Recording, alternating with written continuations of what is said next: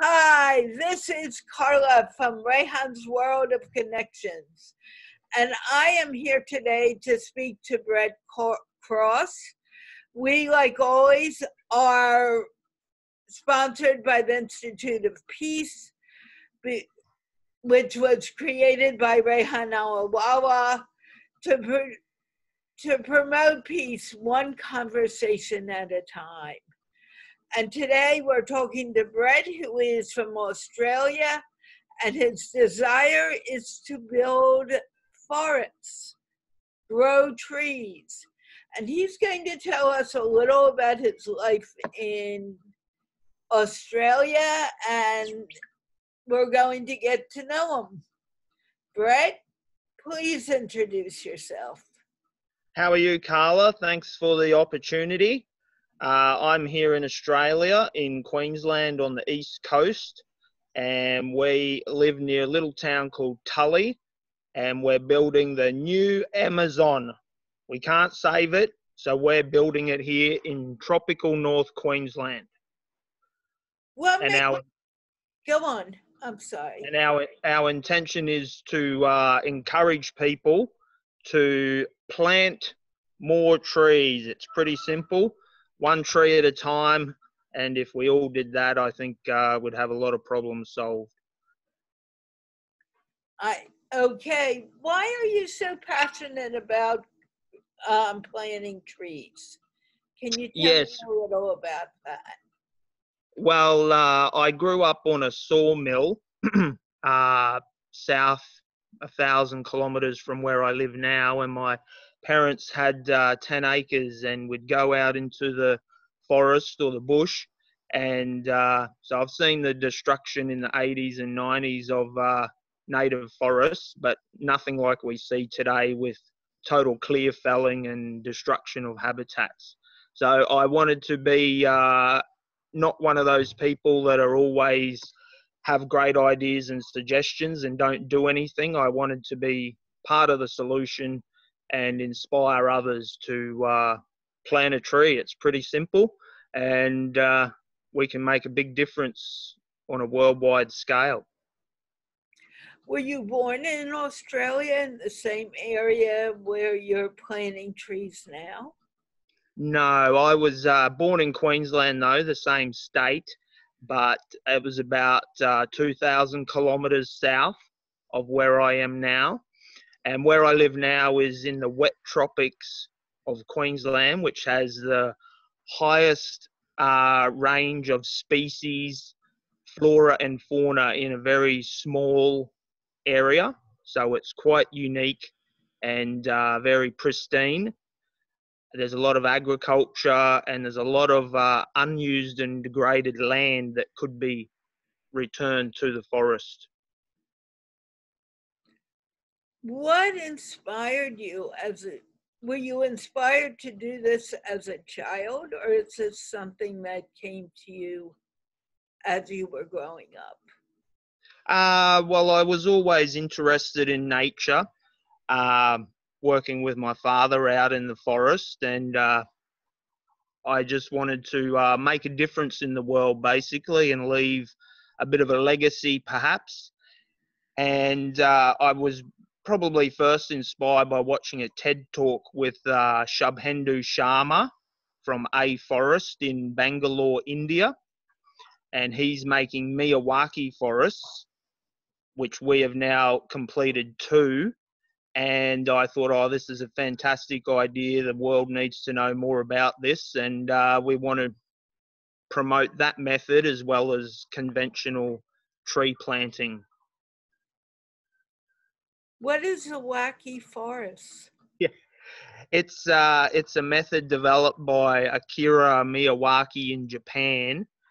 And basically it's digging out 100 square meter minimum hole to a maximum of 1 meter, and it's a highly densely planted forest. So for example, 100 square meters is a pilot project we did, and we had over 380 trees in one hole, basically, rather than 380 trees in 380 holes. And that forest, we built that 2 years ago now, and it's outgrown our conventional tree planting methods, like one tree in one hole, etc., by digging it or using an auger or ripping it with a tractor. So it's a very productive and biodiverse method of creating habitat. As a child, was there a book that made you interested in trees, or a book that made you interested in doing what you're doing? Well, I've read a few books, but I guess the main one that really made me want to move here and do this was Into the Wild. And you may have seen that film.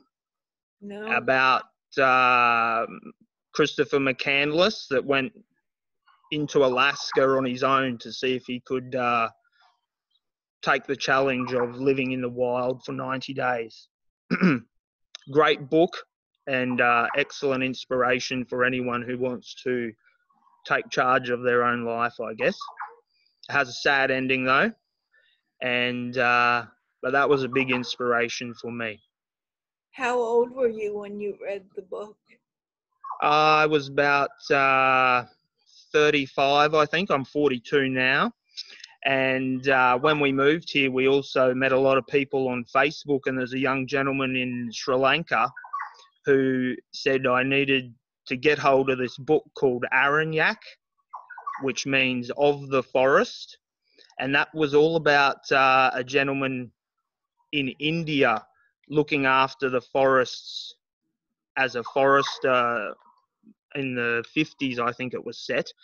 And he talks about his whole interaction with the native peoples and the government and the farmers, etc. And that was also very inspirational.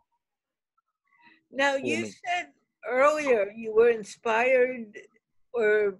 inspired as a child about trees, and the books you're talking about are when you were much older than a child.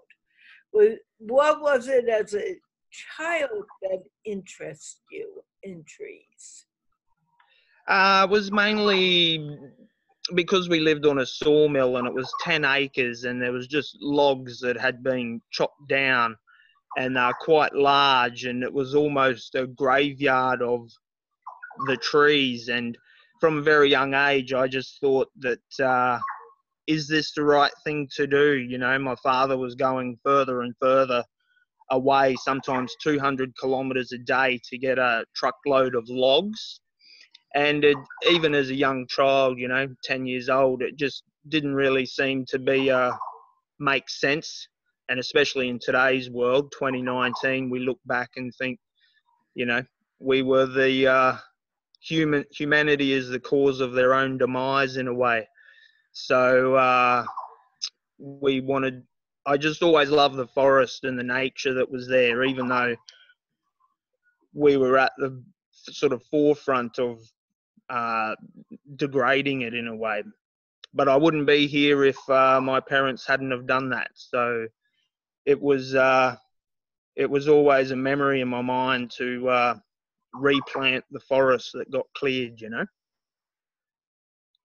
Now, as a 10-year-old boy, we're all beginning to read books. Did you read any books that inspired you about wanting to grow trees? Not so much. I wasn't really a book reader until I was about 25, I suppose, and studied at university, and I guess that's when we were sort of researching things and having to find the information. So my book reading didn't really kick off until I was about 25, I guess. I worked in a cinema as a projectionist. So I had always, I guess, watched movies rather than books. But since moving here, I concentrate on reading rather than watching films. Was there a movie that inspired you at all, or? Yes, several movies, I guess. Avatar's always a good one. That's a classic. And I think here we are now, almost 10 years on from that film, and it's really showing how the world is. You know, it was almost prophecy in a way of what the world will come to. And Into the Wild, that was another great film about living with nature and being part of it, not trying to dominate it, so to speak. Did your parents, how did your parents feel? Because it seems like there's a chance that you were doing something that was not necessarily within their, what they may have wanted you to do. Did you have any sisters or brothers that you grew up with that helped you develop this interest? No, I'm an only child. I don't have any brothers or sisters. And we moved here to Tully in 2011, and my partner Sally has been great inspiration in helping me want to help others help the environment. And we created a not-for-profit. Brett Krause is the name of our group. And so my parents were fine with it. They just wanted me to be happy, I guess. And this is what makes me happy, and wanting to be part of a solution or trying to make a difference without taking away from the environment, trying to give something back to it. When you say we, do you have a group of people who are working with you to fulfill this dream? Yes, we have several volunteers. We're only a very small group, but on the first Saturday of every month, we have community tree planting days, and we may plant anything from 100 up to 800 native trees, depending on the site that we're working on. So, for example, this Saturday, the 7th of September, we're having a community day, and we'll hopefully aim to plant about 500 trees, native trees. Are there any particular type of tree that you will be planting on that day? Yes, well, we try to get as much variety of native species, but we'll be planting native eucalypts, melaleucas, acacias, and then rainforest species. I should also mention that the forests we're creating are for a particular bird, and it's the third largest bird in the world, and it looks similar to an emu or an ostrich. And there's only apparently 4,000 to 5,000 left in the wild. So we're creating habitat for that bird to be able to live in and find sanctuary in a fragmented habitat. And that's the southern cassowary, that's called. Very colourful bird, and but its habitat's shrinking all the time. Okay, what kind of habitats do these birds want to have? Yes, they live in highland, lowland forests.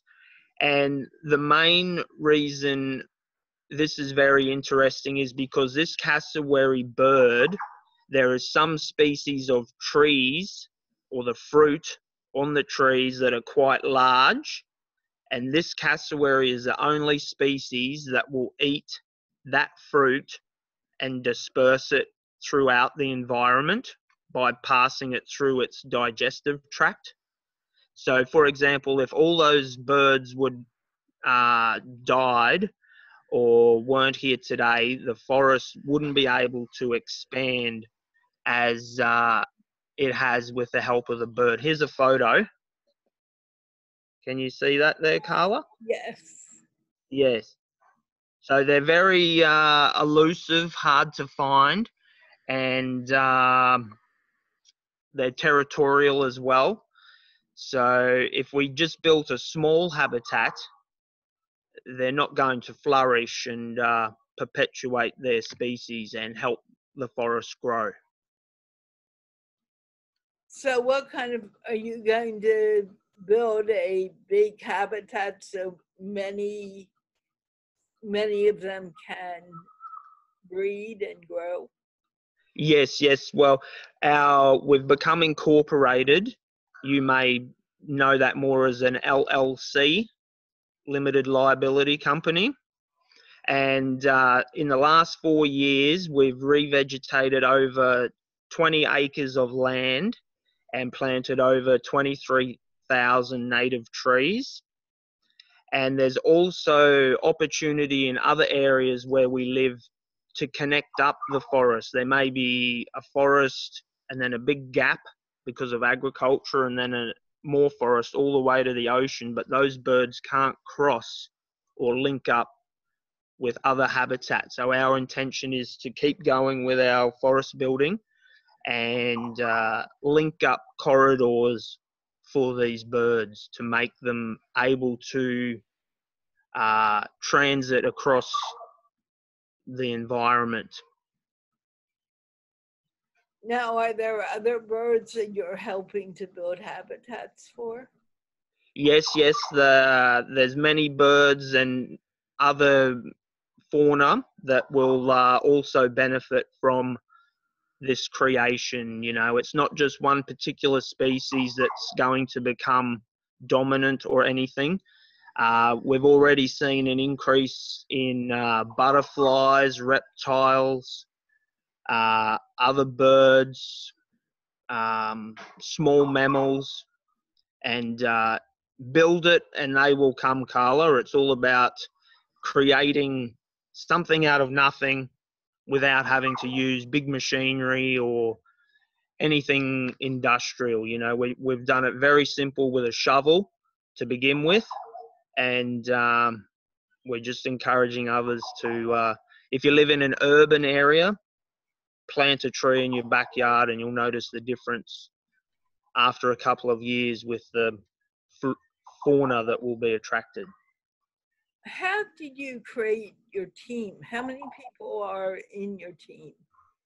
Yes, on the first Saturday of every month, we normally have about anywhere between 5 to 15 volunteers, and so we're not a large scale revegetation group, but we're always looking for opportunity to expand.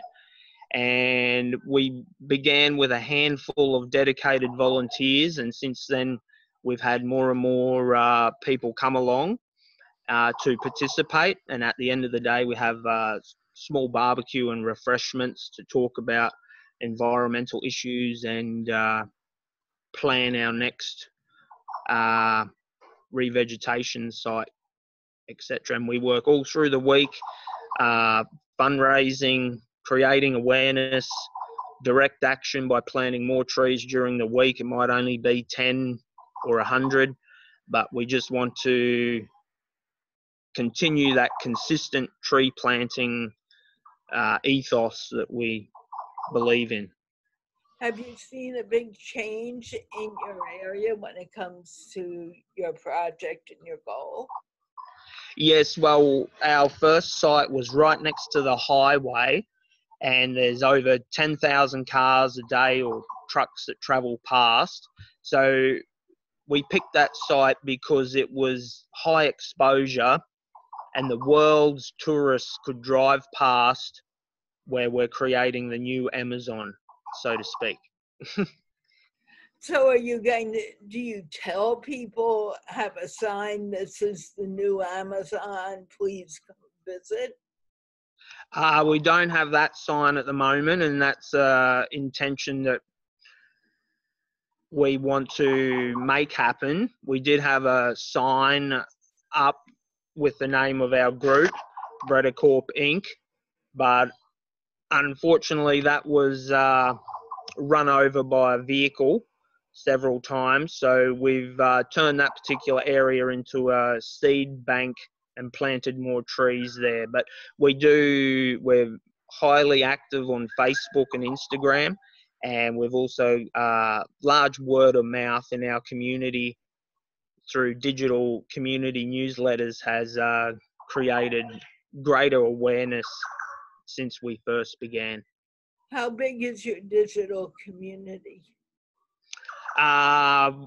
It'd be several thousand in our region, but worldwide we have over 1,600 followers, and we get great inspiration from the forest builders in Pakistan and India, and also the Philippines. And slowly we've now have forest friends all over the world that are doing great projects in their country, and we encourage them to keep going. Don't give up. One tree a day. It's a slow process, but we can change the world, you know. True. What is the great value of having trees in the world? Well, there's the obvious soil and water quality improves. There's no topsoil loss. But I think the greatest thing is what I've noticed is when you plant that tree, you're kind of planting a bit of yourself in the earth. You know, that tree wouldn't be there if you hadn't taken the time to do it. And when you see that grow over several years, 5 years now, and that tree is 4 to 6 meters tall, and you see all the bugs and all the frogs and all the reptiles and other little animals on that tree, it really creates a sense of direct action in yourself. And I think if more people did this, they'd sort of understand the slow moving thing we called life. You know, life can be measured in a tree as much as we count it in years, you know. Life is how you measure it. How many different tree varieties do you plant? Yes, there's we would have planted over 100 different species, and each community day will have at least 75 different species of trees. So we're not planting a monoculture or one particular tree. We try to make it as diverse as possible, depending on being able to source those trees from our community networks. So can you give an example or tell us about the different types of trees you're developing?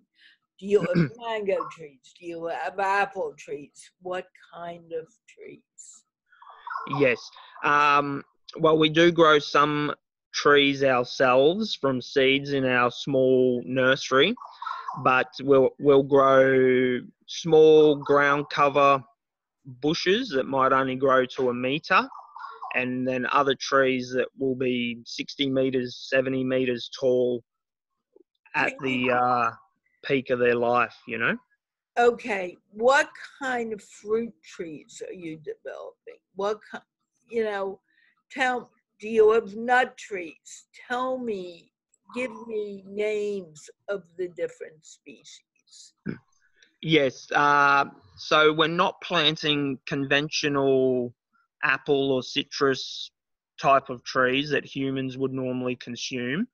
We're planting them for the southern cassowary for its food source, but there is several of those species that are consumed by humans and were part of the indigenous culture's dietary intake.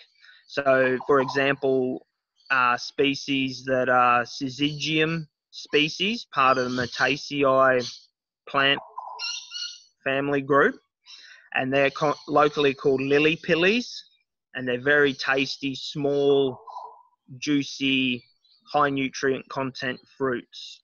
And there's about 10 species of syzygium that animals and humans can consume. The larger fruits that I mentioned only the cassowary will eat. They're things like the cassowary plum, Cerbera floribunda.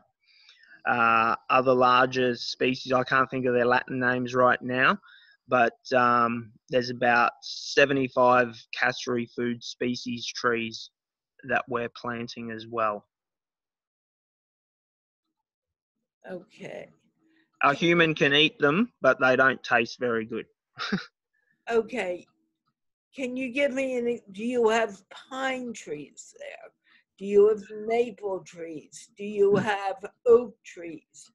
What kind of trees are you planting? Just so the audience, the people watching or the people who will watch us later, have an idea of what you are doing.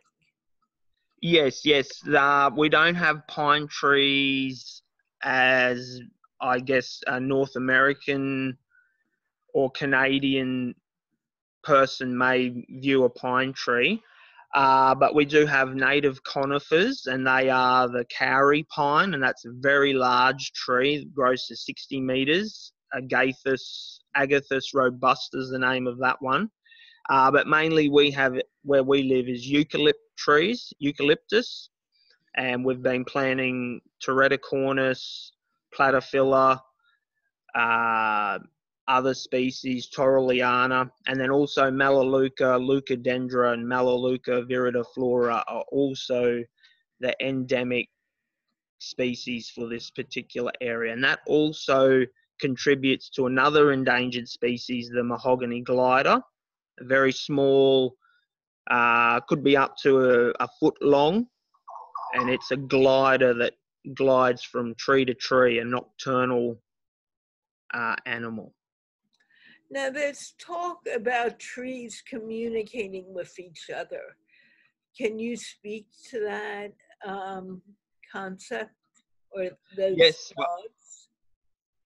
I have seen several videos and a lot of literature that mentions this, and I believe it does. You know, we can see trees kind of, from my perception, helping each other, or there may also be trees in our area too that will not allow other species to grow underneath them. So that's their natural way of keeping out invasive species, or allowing the environment not to change so quickly, and that's how we end up with dominant species in particular areas. Okay, do dominance, this is going to sound weird, but I think it's done. Do dominant species tend to bully the smaller and less strong trees? Yes, well, we have How do you know that? Well, through a lot of experimentation and trial and error, we now know which species work best and which species probably not to worry so much about planting at the moment out in the full sun, because the areas we're planting are just wide open fields. And now, can you give me an example of species that get along and species that don't? Yes, well, one of the main acacia species, Acacia mangium, it grows in the areas we've been planting, and they'll grow very fast, very quick, but they will also shade out trees that need sun underneath them. And so, for example, the smaller ground covers, Lomandra hystrix or Dianella caerula, we would plant them next to the acacia tree, because we know now that we're not wasting our time so much by planting a tree that needs shade out in the full sun. But it also, with the acacias, they grow very quick and they shade out the grass underneath them, which means less maintenance, less mowing. I guess a point I should make, Carla, is we don't use any herbicides or insecticides. So we've created these forests with intentionally going out of the way not to use poisons. And sure, the results are different, but I believe in the long run that's the best way to go. Where do you find that the trees are supporting lives of other species? Yes, well, there's also epiphytes. Trees support other orchids, for example, or mistletoes. And the mistletoe is spread by several bird species, and they'll eat the seed, land on a tree we've planted, for example, and that seed will then grow on the tree, but also utilizing, in some cases, resources from that tree to survive. So it's a symbiotic relationship. And then it's an exponential growth with that tree fruiting and seeding and spreading throughout the area that will allow seeds to germinate. So would you say that the trees do have not only an ecosystem, but also a communication system? Well, yes, for sure, do trees have consciousness? I think they do, perhaps. I can't say for sure, but I'm sure a lot of people would agree with me, a lot of people wouldn't. But they're a living organism, and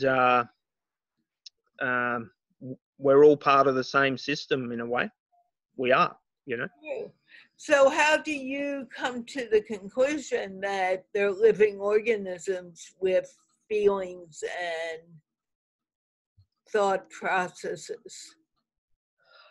Well, I don't have any proof that they do this. I'm not out there researching it per se, but you always hear the story that if you want to grow great trees, play music to them and they'll respond. And I think that's the case. The more love you put into planting that tree, it will reward you with its growth. A little bit of care goes a long way. Have you seen that happen in your own life, in your own experience? Well, yes, I think so. You can see behind me here, when we first moved here, this was ravaged by a cyclone. And you could see the sunset all the way to the horizon. And we've been letting it regrow naturally, tending the forest here. There's a bird. And it's totally regrown now in years. So now, are those the same trees regrowing that were there before you moved there? Yes, some are, and others have grown from the seed bank in the soil, because we managed to clear all the invasive grass in the area. But we've also planted several thousand in the background that you can see just the tops of there now. Who is we? I'm just curious. You keep on referring to we.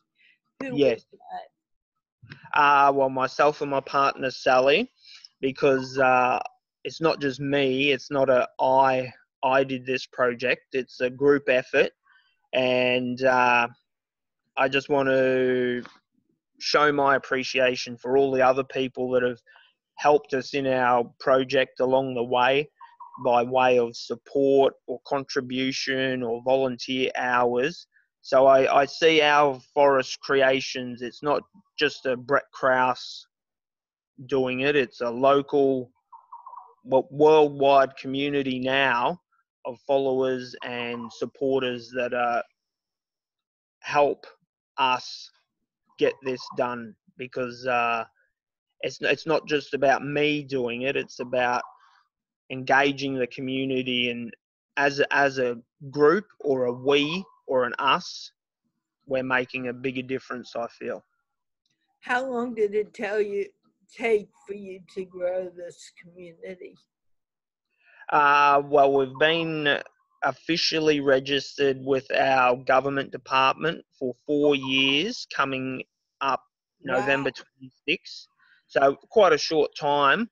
And I think we've made great headway with digital technology, etc., being able to get our message out there. So in 4 years, we've come a long way. Brett Corp Inc., our group, has definitely exponentially grown from a network point of view. That's excellent. I was just trying to get more details out so people would learn from you. Yes. In Australia, we have an environmental movement called Land Care Australia, and similar to how perhaps World Wildlife Fund operates, like everyone may know WWF. Yeah. And in Australia, most people know who Land Care Australia is, and anyone can start a Land Care Australia group. We didn't start our group per se as Land Care Australia, but now we are working with them and have received some funding from them. And so we're not only promoting Brett Corp Inc., we're promoting Land Care Australia, all those other worldwide groups out there that are doing great work daily. Thank you so very much. I love the work you're doing. Have you ever heard of the book Shel Silverstein's The Giving Tree? No. It was. I'll get that one. It's a children's book, but it's about a boy and his tree, and the tree is his friend, and it starts with the tree being a place where the boy would climb or swing on it. And then as he got older, he wanted a boat, so he chopped down the tree and made a boat, and all different things. And at the very end, there's no more tree, but there's a tree stump. And that tree is still there for the boy who is now an old man to sit and relax. Right. He should plant another tree. Don't stop now. Well, the book ends with him sitting on the stump, but I Yes. do agree, the tree grew up, and it's a wonderful book. Yes. Well, it's almost so obvious to say, but they're so versatile trees. It's not just about growing them for timber or paper. It's about habitat. It's about mental health and well-being, being able to connect with nature and be part of the life of that tree or that forest. There's so many things socially, culturally, environmentally that are important about the ecosystems and the areas where we live. We aren't caring enough for them, and the more people that care, the better our planet will be. One person can change the fate of the world. Thank you so much for the work you do, and Cheers. I hope you continue to do it. I'm going to end the show now. I've taken a lot of your time today unexpectedly, and I feel bad about it. No, that's fine. Thank you so much for being here and speaking with me. It's been enlightening, and I wish you the best of luck with this project. Yes, thank you to you, Carla and Rehan, for connecting us. And I'll just leave on this note, one tree matters. And if people could ponder how many trees make a forest. And the forest is only green because each tree is green. That's right. That's right. And with that, I am going to end the show. We went over half an hour. Again, the show is supported by the Institute of Peace, which promotes peace by one conversation at a time from around the world. And literally, I'm in Washington, D.C., and you're in Australia, and we're talking as if we were in each other's living room. How amazing is that? Yes, yes. Well, take care, Carla, and we look forward to you perhaps planting a tree in your yard or getting a pot plant for your unit. I think it'll make a huge difference. Thank you. And before we stop, I want you to wave goodbye to our audience. And I am about to stop the live stream. Thank you so very much, Brett. I hope I didn't, hold on.